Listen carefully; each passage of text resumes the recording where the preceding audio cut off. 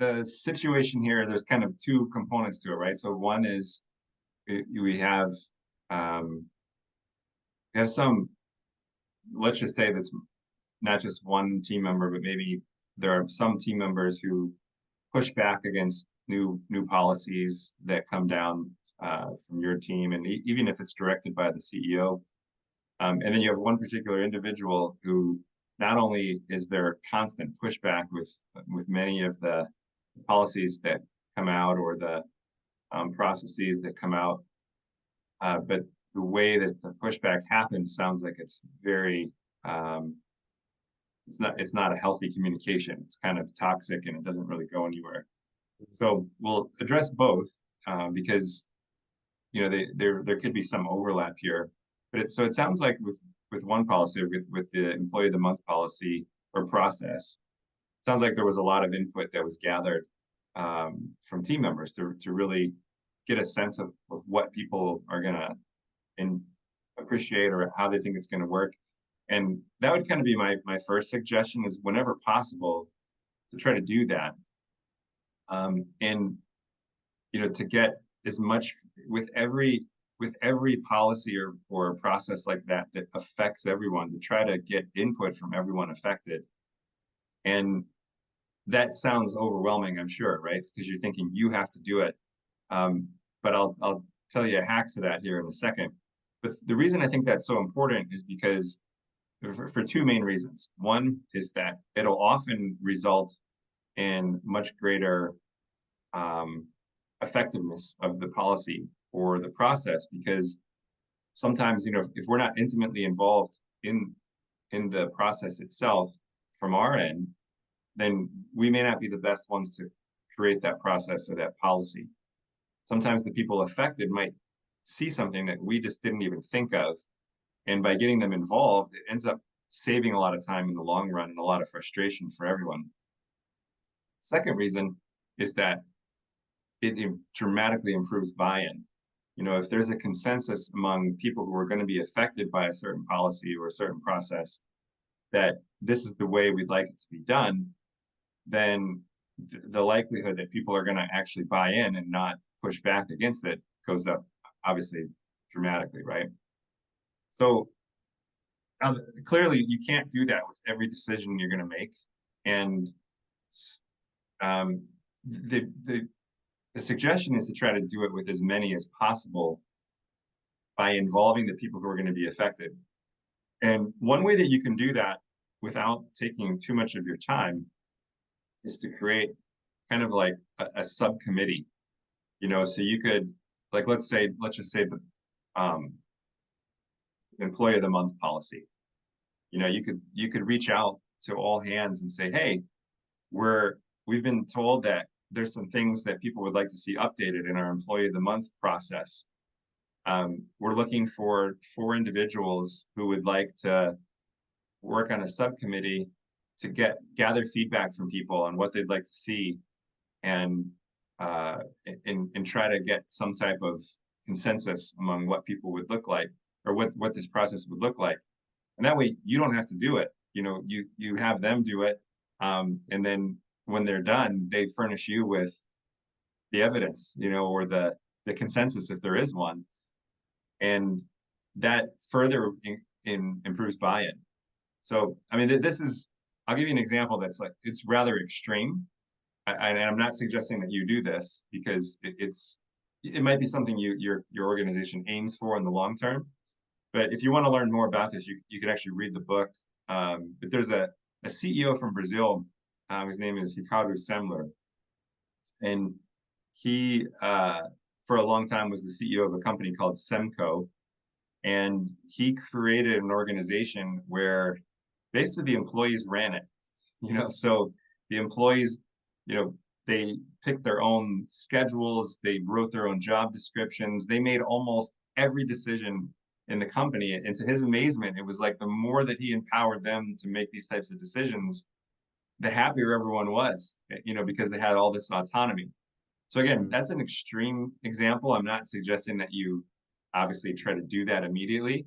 The book, by the way, is called Maverick, is his book, and he's got a TED talk as well, but if you just want a quick introduction to him, to me, he's just a brilliant leader.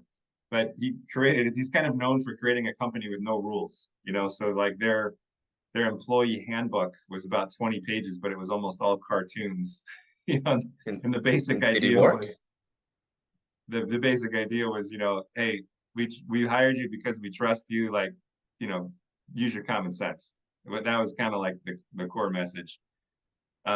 So I'm not saying that this is something you should do. I'm just presenting this as an evidence of, if you were to take this to the extreme, what happens?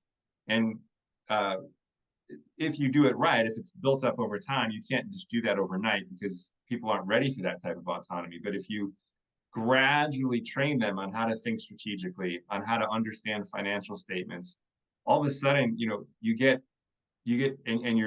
very transparent with information. You get people who know, like, they're thinking like owners, and they understand, like, well, if our people get paid this much, that means we can't sell as much, and that means the whole company hurts. So we should lower our salaries, and the salespeople should get this. It's an amazing case study of what happens when you really extend that type of autonomy to team members. So again, just to reiterate, I'm not suggesting that you do that, but I do think you can do baby steps moving in that direction where you empower people to help you with what you're working on. Um, and then if no one volunteers, then you say, okay, if we don't get any volunteers, there's going to be a change that's going to come down from my team and the CEO, and we won't be able to change it for a while because it's going to be a lot of work to do this. So, if you want to be involved and not just have this dictated to you, please volunteer to be on this committee. So that's the first step, is the extent to which you can involve people affected by a decision is going to be the extent to which you reduce friction, you reduce pushback, and you improve not only the effectiveness of the policy or the process, but also the buy-in. Okay, so that's part one.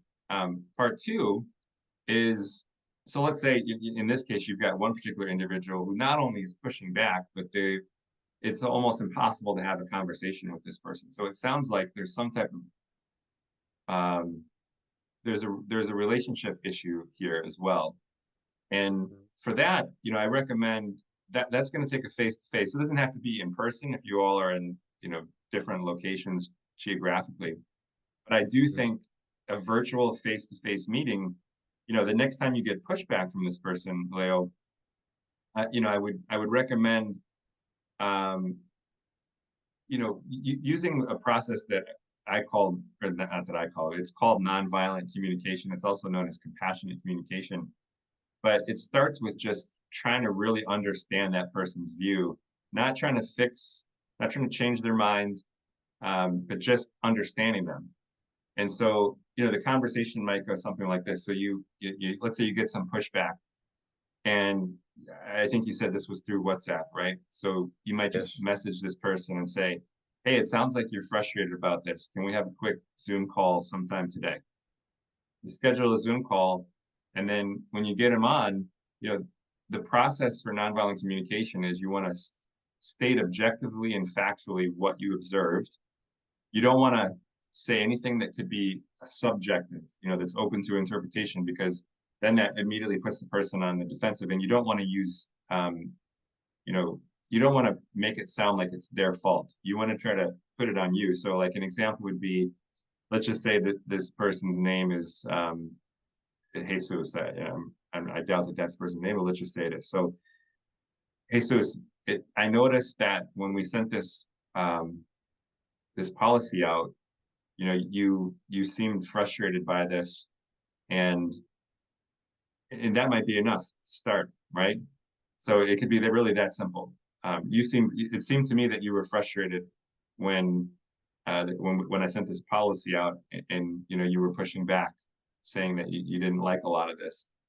And then just pause and let the person, what will inevitably happen is the person will start talking about, like, well, yeah, this is what I'm frustrated about, and they'll tell you more. And then your job is to continue to go deeper, because my guess is, particularly in this case, is that there's probably something that happened a while ago that has kind of continually eroded the relationship, where now even if it's not that big of a deal, there's some friction between you two. So well, this might not happen on the first call, but it might be a good first step in moving in this direction.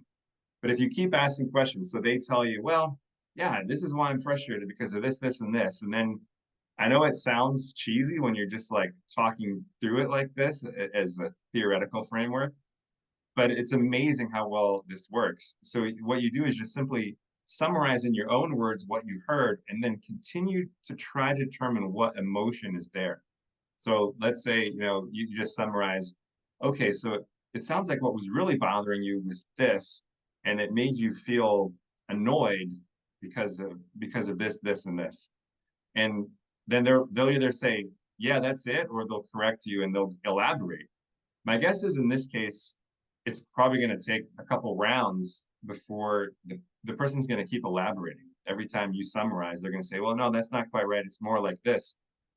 And again, this might not resolve in one call, but it might be the next call where you actually uncover, it's something that happened a year ago that, really was the foundation for this. So whenever you uncover that foundation, you'll know when you've hit it because you might hit even a superficial reason where they say, yeah, that's right. That's why that's how I feel. And this is why. And when you get that, you're going to notice a shift. Like that person's going to be more connected with you because they're going to feel like, wow, he really understands me. And so at first, that's all I would recommend is trying to get to that understanding and don't try to fix it right there. Then maybe go take some time and think about, well, what could be a potential solution? And so then the next time you meet, you can kind of start off where you left off and say, hey, so as I recall from our last conversation, it sounded like what was really happening was you felt this way because of A, B, and C. What what what would you like me to do to remedy this? And just hear the person out. You might not be able to do it, but when they tell you, uh, at that point, when they feel really understood, you're much more likely to have a constructive conversation where you could say, okay, so you'd like me to do A, B, and C. And and then if there's like serious flaws in what they're saying, you could ask them questions to elaborate, um, and try not to get them on the defensive, but to ask them to think through different solutions. So you could say, well, okay, so part A, that sounds, I would like to try that. Have you thought about how this part would work? Have you thought about how that part would work? And get them to talk through the solutions, the shortcomings, and the pluses and the minuses of what they're proposing. Because the more that the other person is talking, the more that they're not going to feel like they're being attacked or that they have to be on the defensive. They're going to feel like they're in control. In reality, it's you who's in control. You're controlling the conversation, but they're going to feel like they are in control. Okay. And that's probably what this person wants. So, eventually you might uncover some deeper issue, and it can be the same process, where when you finally uncover it, you kind of summarize, okay, so it sounds like what you're really feeling is this because of these two things or this one thing. And when they say, yeah, that's right, that's your moment to start having a productive conversation. Okay, so what would what do you propose that I do? Like how can we work, how can we make this better? And then again, just go through the process of, if there's holes, don't tell them there's holes, help them find the holes, help them, have you thought about this part of it? Could you tell me how that would work? What about this part over here? Could you tell me how that department would deal with this? And if they don't know, like you could say, well, this is what I think based on my experience. What are your thoughts about that? Um, and so now you've taken somebody from, like, to just kind of give you an idea of what's happening in the brain here. So when somebody's really frustrated about something, even if it's based on some past experience, the brain activity is not in the neocortex that thinks logically and can solve problems well. There's brain activities more in the middle brain and in the amygdala, which is like the emotional brain. And what we're doing with this process is we're helping the person move back to the neocortex where they can actually make sound decisions and have a logical discussion about something. So there's actually, in addition to nonviolent communication, this actually might be good reading for your whole team. Actually, I haven't personally read the book, but I did the master course or the master class for this guy. But his name is Chris Voss, and he was an FBI hostage negotiator, and he calls the process I was just telling you about tactical empathy. So the idea is you're being empathetic, which is really good for everybody. You're really helping someone feel understood, which is going to deepen your relationship. It's going to help them not resist you so much. It's going to help them connect with you better. You'll feel better afterwards. It feels really good when you help someone feel understood.